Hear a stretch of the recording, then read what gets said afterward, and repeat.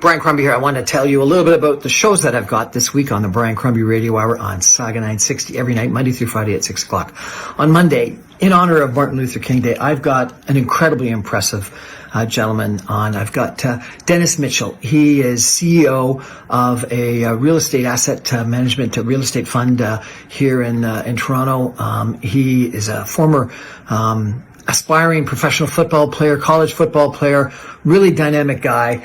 And he ended up having a bunch of knee surgeries, couldn't follow his dream about being a football player, read a book about Warren Buffett, decided to become an investment management type person, and has been a huge success. And he's now a CEO, CIO of a real estate development company. But more importantly than that, he is a huge supporter of Black opportunities. He's, along with some other people, launched something called the Black Opportunities Fund. He's spoken out against systematic racism. He is an extremely impressive gentleman from a leadership standpoint, from a resilience standpoint, from a find those opportunities even when you're challenged standpoint, and he's giving back to his community. And I think it's a great interview and a really fascinating gentleman to meet. On Tuesday, I've got Assistant Professor Ting Li from the University of Toronto.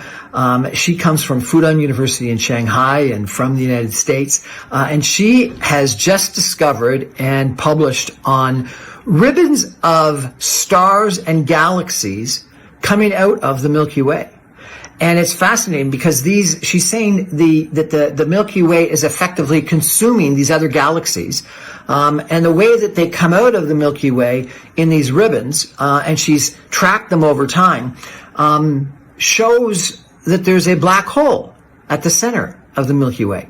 It's an absolutely fascinating conversation with really a wonderful young lady who is all about astrology and astrophysics and is using stars and ribbons of galaxies being consumed by other galaxies to prove the presence of a black hole. It's really interesting.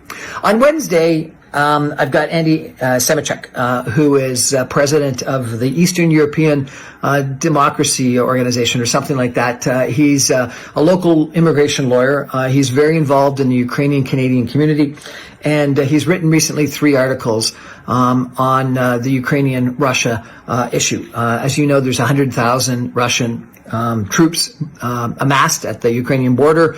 That in the past Russia has invaded Ukraine and taken over Crimea and another region in eastern Ukraine. And there's a threat of war. And we talk about similarities to 1939.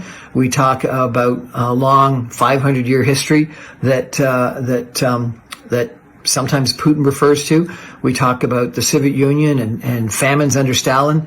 It's a really interesting conversation, and it really puts in perspective, how critically important this is for not only Ukraine, but for Canada and for NATO. On Thursday, one of the gentlemen that I've always admired in the broadcasting business is Ted Woloshyn. He's from Streetsville. He's from Mississauga. He's a really, fascinating gentleman. He was on CFRB for something like 20 years, morning show for a long period of time, Q107 before that. And we talk about his career. We talk about media, the changes in media, where it's going. We talk about some of the fun people that he's interviewed in the past. He relates a really interesting story about